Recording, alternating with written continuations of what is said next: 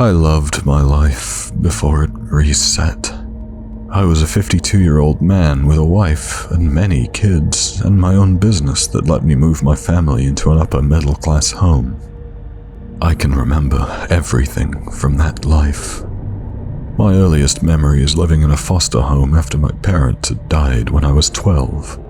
The trauma caused me a lot of memory loss, so the details are unclear, but I know it was in a car crash where I was the only survivor.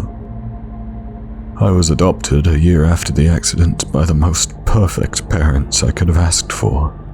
After high school, they paid for me to go to university, where I got my degree in mechanical engineering. It was at university where I met my wife. I fell in love almost instantly, and she felt the same. We moved in together when we were 20 years old and haven't been apart since. After school, I started working as an engineer for a different company every 2 years or so. Although I was being paid well and was able to afford a nice apartment, it wasn't ideal switching jobs so often. I started my own practice when I turned 28 with the money I had saved over the last 6 years. It started slow but picked up very fast, turning profits after just a year of opening shop. The profits kept getting higher, and soon I was making more money than me and my wife would ever need for ourselves. It was when I turned 30 that my wife and I decided to have kids. We used the money my business had made to buy a house and started trying for kids. 2 years later, and we had a daughter and a son, living in a big house with 2 luxury cars. The next 20 years were the happiest I had ever been. My children were both angels. They went through all of school with high grades and were all around the best kids a parent could ask for. When I was nearing my 50s, I decided to retire and left the business to my son and daughter, knowing it would be in good hands. My wife and I decided in our retirement we would follow in the footsteps of my adoptive parents and raise foster kids of our own. We adopted 3 siblings whose parents had died when they were young. A 15-year-old girl, a 12-year-old boy, and a 10-year-old girl. I was so happy to give these children a family, just like my parents had done for me. We planned to put them through school just like mine did, and open as many opportunities as we could. I remember the day like it was yesterday. 2 years after adopting our kids, it was a completely normal day. Woke up and made my kids breakfast, then drove them to school. I stopped by my office to check up on my son and daughter and advise them on some financials. Went home to my wife, watched a movie, and then left to pick my kids up from school. Came home to my wife's favorite casserole dinner and ate around the table as a family. Talked about our days, then sent the kids off to do their homework. Later, I tucked them in and went to bed with my wife. We both read a book for about 30 minutes before turning the lights off and falling asleep. I expected to wake up in my home the next morning and go through the same lovely routine, but it wasn't in my home that I woke up.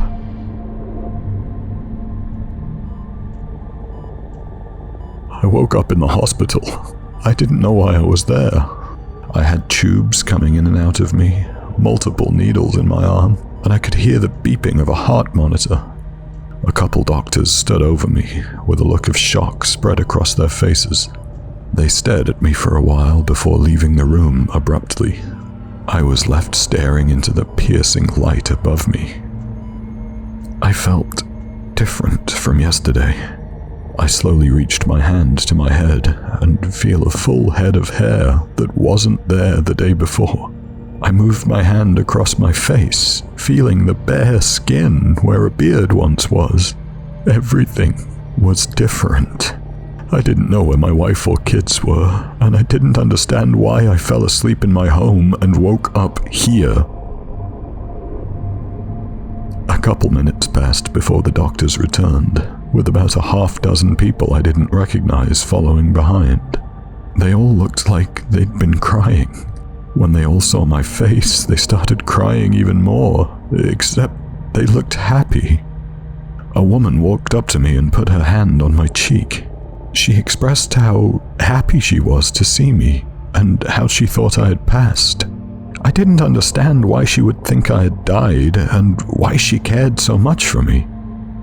A man approached and put his hand around the woman's waist. I didn't recognize him at first, but when he uttered the words, "I'm so happy you're alive, son," my brain started flowing with memories. The realization hit me like a truck. It felt like a balloon of hidden memories exploded in my brain. My head started to hurt as I remembered my parents and how they died when I was 12 years old. The horrific car crash, their bodies lying still, and the emptiness in their eyes. It had been 40 years since this day, and seeing them now sent a wave of confusing emotions through me. I finally spoke, letting every question I had come out at once. "Where have you been? I saw you die. Where is my wife? Where are my kids? Why did I wake up here? Why haven't I seen you since the accident, Mom? And you, Dad? I want to see my family." I was answered with confusing and very concerned looks from everyone in the room. I realized then, after speaking, that my voice was different. I sounded like a kid again, when the day before I was a fully grown adult. I started to realize more changes then, too. My hearing was better. My body felt smaller. I looked down and my chest was small and hairless. I looked up again at my parents and they hadn't changed. They had bruises and cuts on their face, but didn't look a day older than when I last saw them. After about a minute of deafening silence, I started to sob uncontrollably. The next few weeks were full of confusion and depression. I was 12 years old again. The crash that I thought killed my parents had almost killed me, and I had been in a coma for 2 months. I refused to believe that this was real, trying to convince myself that I was dreaming, that they weren't real, and I'd wake up next to my wife at any moment. It took me a while to come to terms with things. My wife never existed. My children aren't real.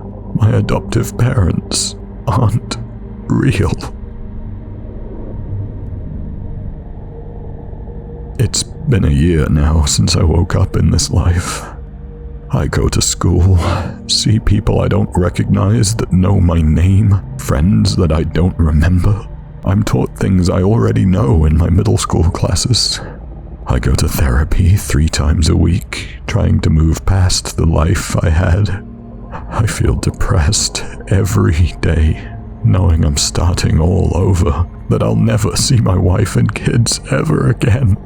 Why couldn't I have died and continue to live in the life I dreamed? I still pray that I wake up next to my wife every time I fall asleep. The memories of my life are still clear, but I can feel them slowly fading away. I can't stand to think that one day I won't remember the faces of my wife and kids.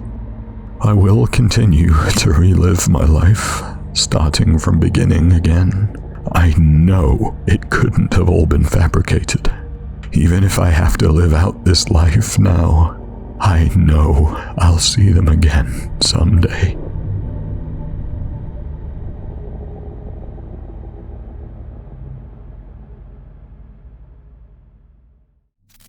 Thank you for listening. If you enjoyed that, please consider subscribing for more. I've been your host, Tom, and until next time, stay sleepless.